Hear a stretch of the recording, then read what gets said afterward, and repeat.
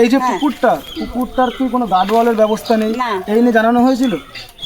অনেকবার জানানো হয়েছে, সবাই তো বলে করে দেবো দেবো, কিন্তু এখনো পর্যন্ত আমরা তো তার কোনো ইয়ে পেলাম না। দেখি এবার সরকার কি করে।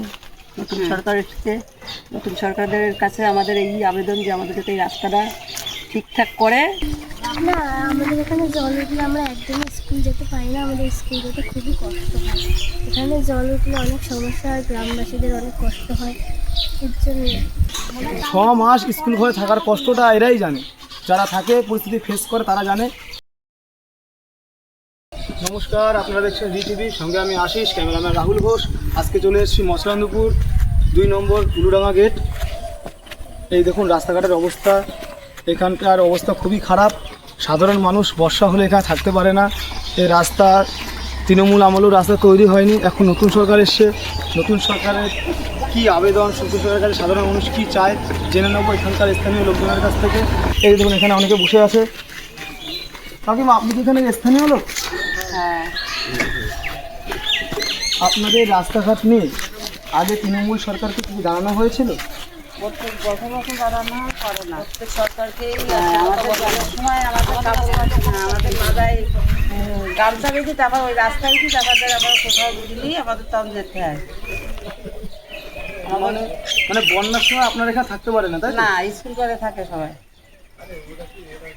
বন্যার সময় থাকে সাধারণত। এই যে এখনই এই যে রাস্তাঘাট থাকে, আবার কতবার বলি যে আমাদের রাস্তাটা করে দেন, করেন এইভাবে করিয়েছে। আর আমাদের বাচ্চা কাচ্চা স্কুল কাছে যেতে পারে না, টিউশন পড়ে যেতে পারে না, সব গাড়ি করে দিয়ে তারপর থেকে পাস করতে। দেখতেই পাচ্ছেন সাধারণ মানুষরা এখানে বর্ষার সময় সঠিকভাবে থাকতে পারে না, এবং এদের বর্ষার সময় কোনো এক স্কুল ঘরে গিয়ে আশ্রয় নিতে হয়। তৃণমূল সরকার থাকাকালীন এটা জানানো হয়েছে, এই বিষয় নিয়ে সবাইকে জানিয়েছে, কিন্তু কোনো ফলাফল পাওয়া যায়নি। এখন বর্তমানে নতুন সরকারের কাছে কী চান আপনারা? আমাদের রাস্তার দরকার, একটা কলের দরকার, ডিপ কলের দরকার। একটা রাস্তাটা করলে আমরা এই রাত থেকে আজকে লাগাই গেল, একটা রাস্তা হলে আমাদের ভালো হয়, একটা কল হলে ভালো হয়।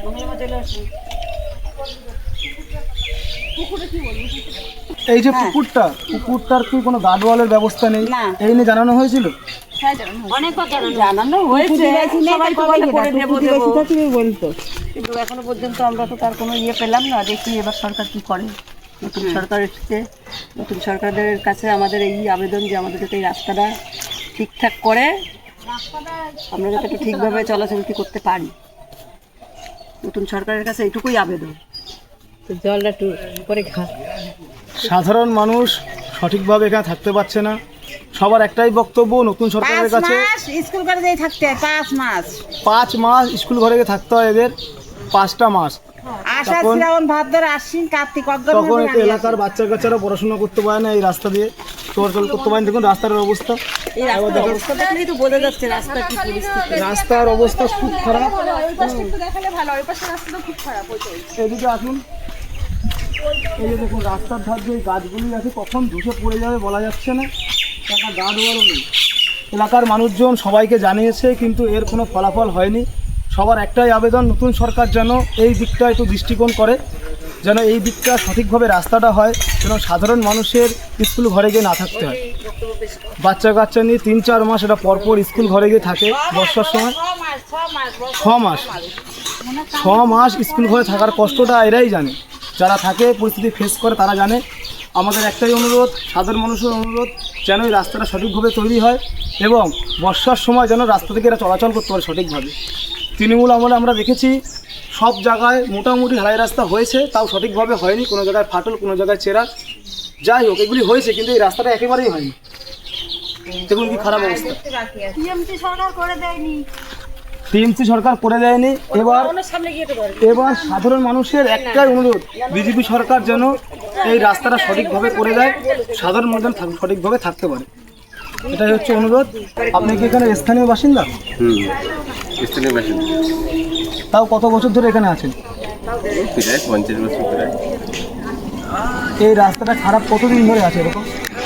খারাপ প্রথমে তো খুবই নিচু ছিল, তারপরে আস্তে আস্তে নিচু হয়েছে, কিন্তু তাও জল হলে মাঝার সমান জল হয়ে যায়, জলের সময় ভীষণ কষ্ট হয়।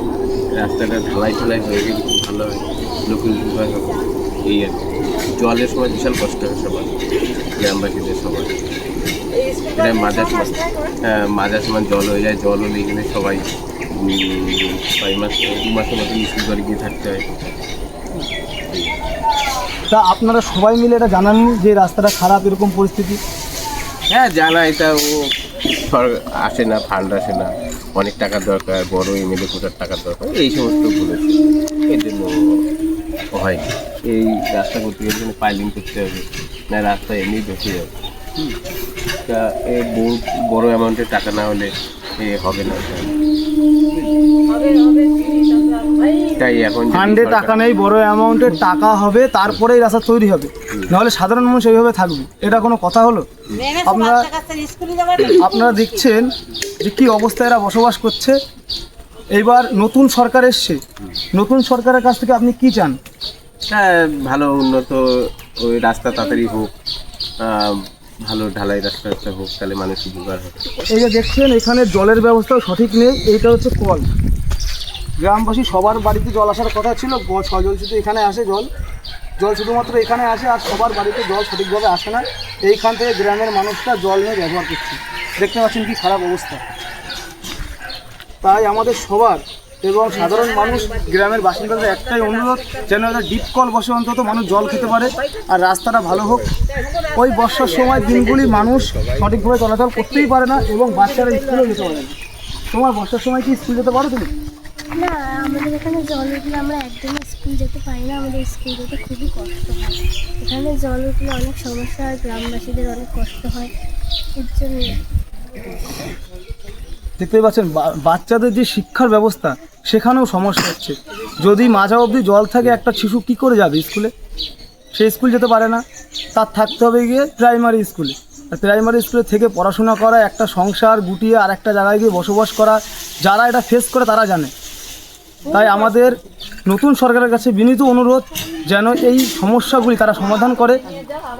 বড় অ্যামাউন্ট বলে কোনো কথা হয় না, যদি সরকার চায় এই রাস্তা ঠিক করে দেওয়া সরকারের কর্তব্য।